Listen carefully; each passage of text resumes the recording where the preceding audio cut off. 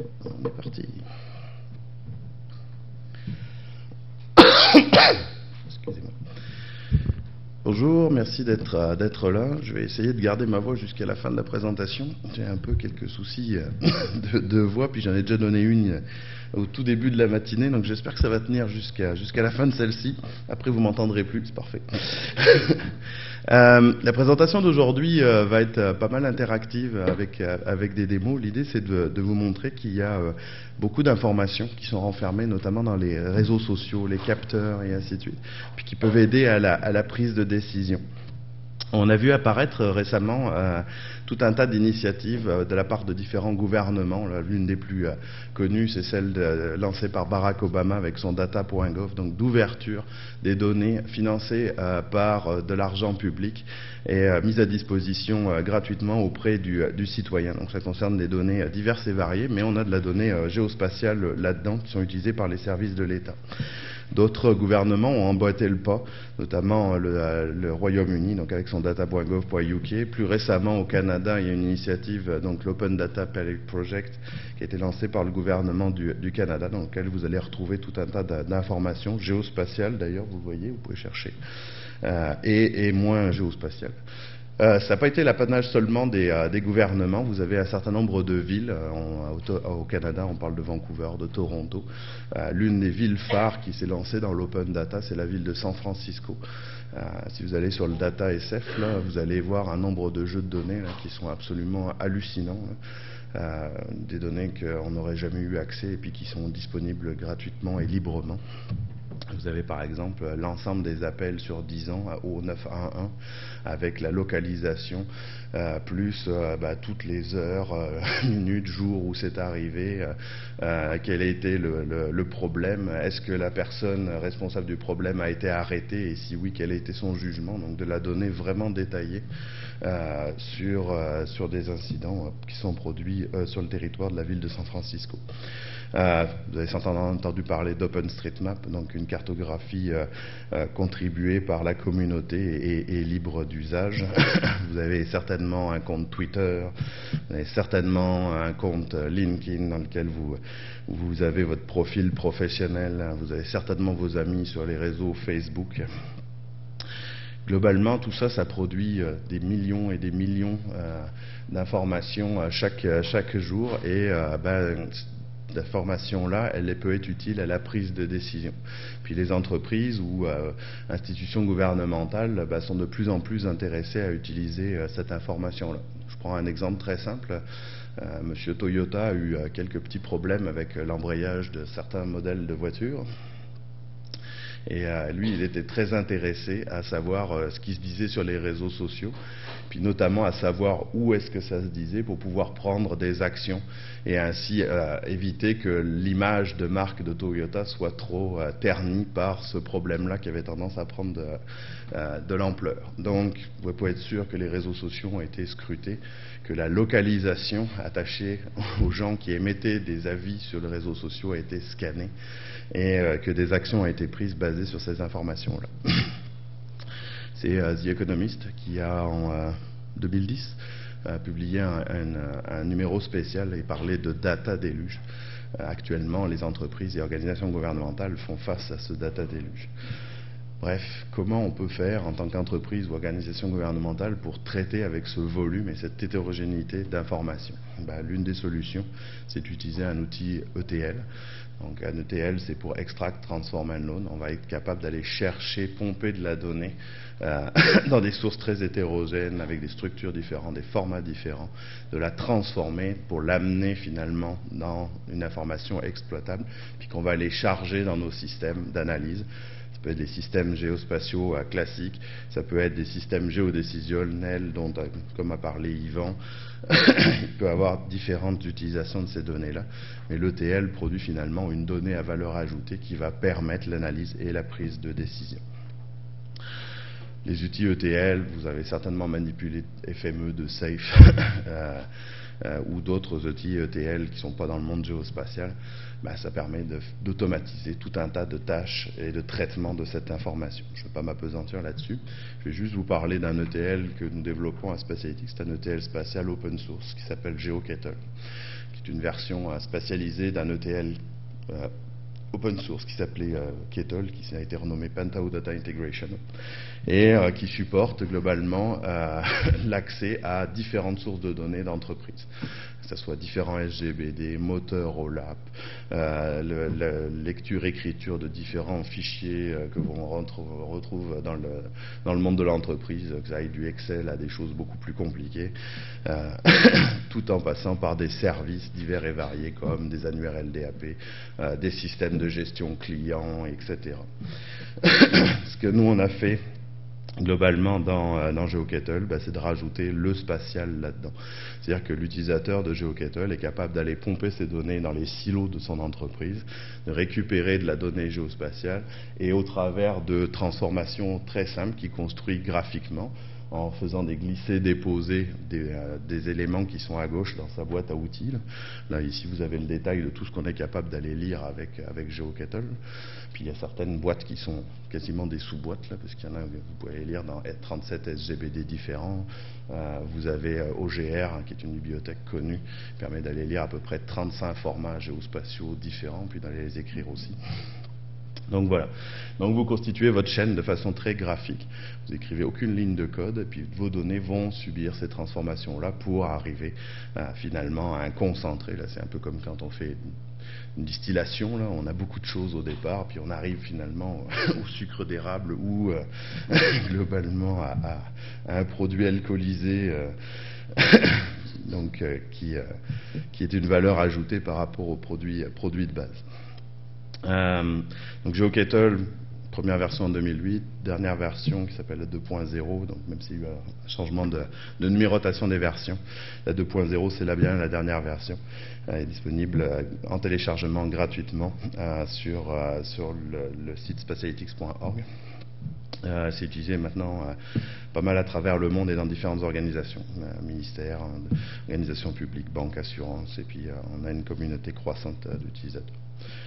Ici, vous avez tout un tas de liens, là, si vous voulez avoir de l'information sur le projet GeoKettle, que ce soit l'accès à la page du projet, de la documentation, du forum où vous pouvez poser vos questions et on va vous répondre, un système de gestion de bugs, là, si vous avez rencontré un problème, vous soumettez un ticket puis on le traite, plus l'accès à un écosystème de plugins, donc ils vont rajouter finalement des fonctionnalités à GeoKettle.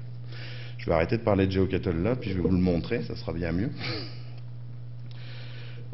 Puis je vais vous le montrer au travers d'un certain nombre d'exemples. Un des premiers exemples qui va m'intéresser, c'est d'aller jouer avec les données d'OpenStreetMap. Si on va regarder...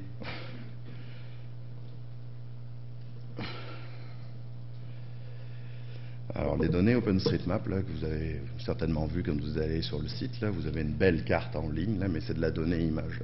En fait, derrière cette image qui est produite, là, cette carte que vous pouvez afficher en fond dans vos outils SIG et ainsi de suite, en fait, se cache de la donnée. Puis cette donnée-là, vous pouvez aller la chercher. Quand vous demandez d'extraire de la donnée, là, vous avez quelque chose qui n'est pas forcément très digeste, qui s'appelle un fichier Planet OSM, qui est en fait un beau fichier XML. Puis dans un fichier XML OSM, vous avez des nœuds, qui sont tous les points finalement qui sont présents sur la carte. Puis certains de ces nœuds portent des tags qui vont dire ce nœud-là, c'est ici l'hôpital Laval, par exemple. Puis plus loin dans le fichier, vous allez avoir ce qu'on appelle des way. Donc les way, c'est en fait tous les éléments linéaires, et une way, c'est composé de nœuds, et c'est des références aux nœuds qui sont définis précédemment. Donc globalement, c'est un format pas très compliqué, là, mais qui est assez verbeux, qui est utilisé par le projet pour stocker son information. Globalement, avec GeoKettle, ça devient très facile d'aller lire cette information-là, parce qu'on dispose d'une step, c'est-à-dire d'une étape de transformation qui permet d'aller chercher des données XML. Donc ici, on va chercher les nœuds, par exemple, qui portent le tag Amenity. Le tag Amenity, c'est tous les points d'intérêt qui sont listés dans OpenStreetMap. Puis on va aller chercher la latitude, la longitude de ce nœud, plus le nom de ce nœud-là. On va lui affecter un système de référence spatiale, enfin on transforme le lat-long en géométrie, on affecte un système de référence spatiale, on nettoie les données en ne gardant qu'un certain nombre de champs, qui sont ici la géométrie, le type et le nom du POI, puis on va l'écrire dans une base de données et dans un shapefile. Je peux exécuter cette transformation-là.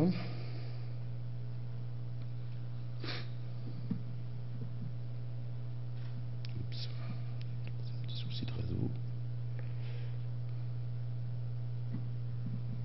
Ok, c'est bon. Vous allez voir que l'exécution se passe là, puis vous avez finalement le nombre de données qui vont être lues, écrites par étape. Dans GeoKettle, ce qu'il faut savoir, c'est que chacune des étapes s'exécute dans des threads différents. Donc tout ça s'exécute en parallèle.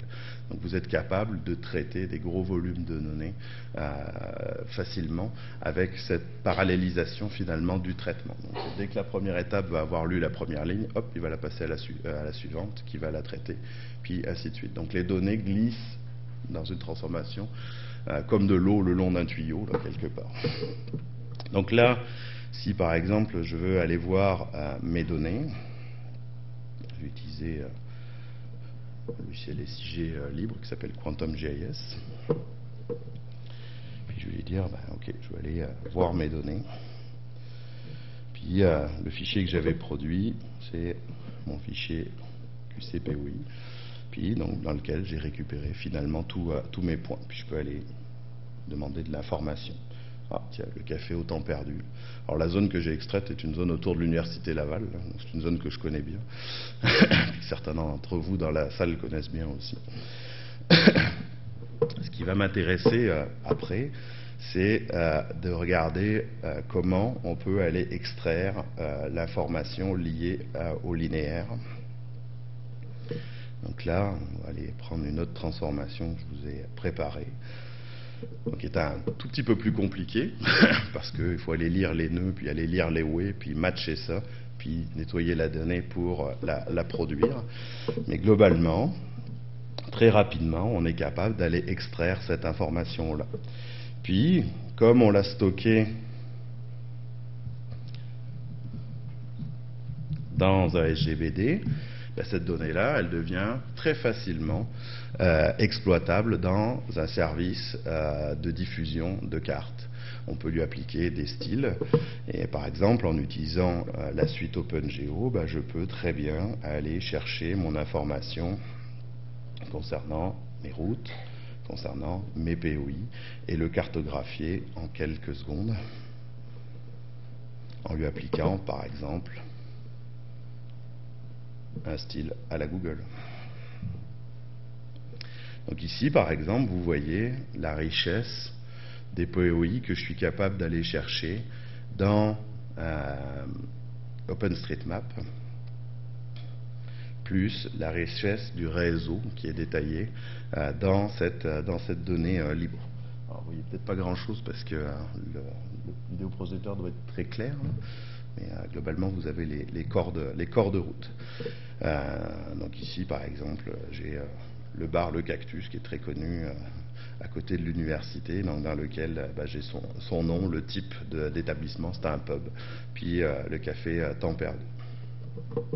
Donc vous voyez qu'ici, là, je me suis constitué finalement une première base de POI sans frais, très facilement.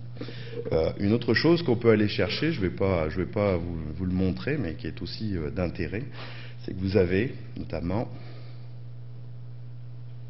Oups, je l'ai rentré deux fois. Vous avez notamment les points d'adresse qui ont été contribués. Donc vous avez tous des points aux intersections qui vous disent quel est le numéro civique à cette intersection pour la route. Donc ça, c'est une donnée aussi intéressante si on veut aller G-coder de l'information ou se constituer finalement une base de données adresse à moindre frais. Ce qui va m'intéresser ici, là, c'est se dire, imaginons que je sois le patron du Cactus, là, puis je sais que les réseaux sociaux, c'est quelque chose de hot, là, puis je veux savoir si je suis présent dans les autres réseaux sociaux. un outil comme GeoKettle peut très bien aller chercher cette information-là, puis exploiter un certain nombre de réseaux sociaux différents. Parce que ces réseaux sociaux, quand vous les utilisez avec votre téléphone mobile, vous avez un GPS là-dessus. Puis globalement, vous pouvez permettre, quand vous êtes sur Facebook, quand vous êtes sur Foursquare, je ne sais pas si vous connaissez tous Foursquare, c'est une espèce de jeu. Là. Vous rentrez dans une place, là, puis vous dites « je suis dans cette place ». Puis si vous avez cliqué, vous avez été dans cette place relativement souvent, vous donnez le maire de cette place. Mais que pensez-vous ce que Foursquare fait avec cette information-là? Le stock. Puis actuellement, l'organisme ou la société qui a la base de POI la plus riche au monde, c'est Foursquare. Puis elle n'a rien payé pour ça. C'est vous qui l'avez fait. Vous avez des API, des moyens d'accéder à cette information, de la récupérer et de l'utiliser dans vos applications.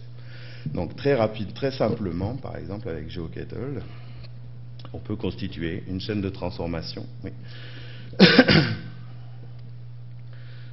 pour aller chercher l'information de Foursquare. Je ne peux pas vous la faire démarrer là, mais globalement, vous voyez que ce n'est pas très compliqué, c'est quelques étapes qui se succèdent, permettent d'aller chercher cette information-là. Puis là, si on va la chercher, on va s'apercevoir qu'on a un certain nombre d'informations intéressantes et utiles. Foursquare, POI, on s'aperçoit par exemple, je vais dézoomer un petit peu,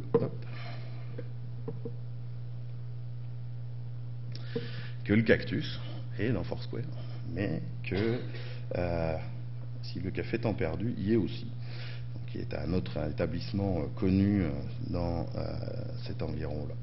Donc, vous voyez ici que au temps perdu sur l'avenue Miran, j'ai même son adresse que je peux récupérer dans Foursquare, ce que je ne pouvais pas récupérer dans OpenStreetMap. Je peux faire exactement la même chose, puis je l'ai fait avec Facebook. Donc, je peux aller récupérer l'information qui est dans Facebook. Puis là, je m'aperçois qu'il y a des lieux qui sont ni dans OSM, ni dans Foursquare, et qui me permettent de compléter ma base de POI. Donc vous voyez qu'en allant chercher, puis très simplement dans différentes sources de données, je suis capable d'agréger cette information et d'avoir ici une cartographie très simple qui permet ici à un patron de bar de savoir est-ce qu'il est présent dans les réseaux sociaux majeurs et si oui, où est sa concurrence, est-ce qu'elle est présente aussi, et ainsi de suite. Il y a tout un tas d'informations attachées à cette localisation. Et les gens peuvent laisser des commentaires, peuvent, en fonction du nombre de fois où ils sont allés, la place devient trendy ou pas.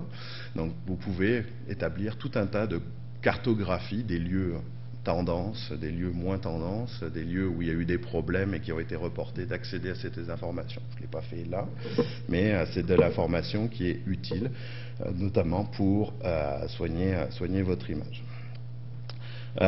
Je pourrais vous montrer exactement la même chose. J'ai une transformation sur Twitter qui me permet d'aller récupérer tous les gens qui parlent de Géo 2011. C'est le hashtag attaché à Géomatique 2011.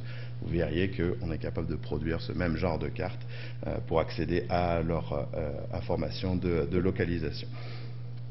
Donc je vais revenir juste là-dessus. Puis vous dire que là, bon, c'est des cartes produites, mais on est capable, au travers des technologies, puis notamment d'une technologie qu'on développe chez Spatiality, qui s'appelle GeoBIX, de composer très rapidement aussi des tableaux de bord d'analyse qui vont vous permettre de représenter cette information-là, non seulement sous la forme d'une carte, mais aussi de tableaux croisés et de graphiques, comme le mentionnait Yvan, puis d'être capable de forer, croiser, changer ces axes d'analyse pour aller identifier des patrons, des tendances dans les données. Ça, c'est un autre exemple d'un projet dans lequel on a été impliqué, notamment pour le gouvernement d'Haïti, qui voulait savoir comment était investi l'argent, est-ce qu'il était investi de façon équitable sur le territoire, territoire, entre les différents domaines d'intervention. Donc globalement, vous avez ici différentes cartographies de ces projets-là. Cette technologie-là se plug de plus en plus avec un certain nombre d'outils du marché pour produire des rapports et des tableaux de bord. Ici, c'est un exemple avec BERT, qui est un produit de reporting et de dashboarding édité par la société Actuate. Ça conclut pas mal ma présentation. Si vous avez des questions, je suis bien ouvert. On est aussi dans le hall des exposants. Donc si vous voulez avoir des démonstrations supplémentaires ou si vous avez d'autres questions, n'hésitez pas à venir nous voir. Très bien. Merci beaucoup. Alors, on a le temps pour quelques petites questions. Est-ce qu'il y en a qui ont des questions? Moi, j'en aurais peut-être une.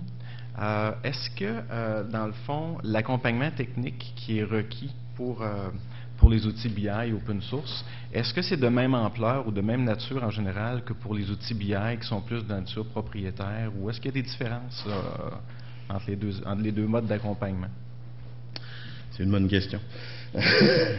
Je dirais que la démarche est la même. De toute façon, tu produis des tableaux de bord ou des rapports d'analyse. Donc, de toute façon, ces tableaux de bord ou ces rapports d'analyse, ils atteignent leur cible que si tu as sorti les besoins de ton client, quelque part. Donc, il y a tout un accompagnement, détermination, et ainsi de suite, qui est la même globalement que pour une technologie propriétaire.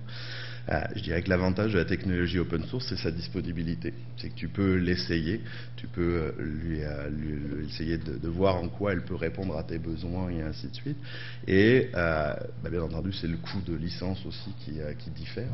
Mais en termes de réalisation d'un projet, d'implantation, quelque part, les étapes sont les mêmes puisqu'on traite de la même technologie. Je ne sais pas si ça répond à ta question. Oui, très bien. Merci.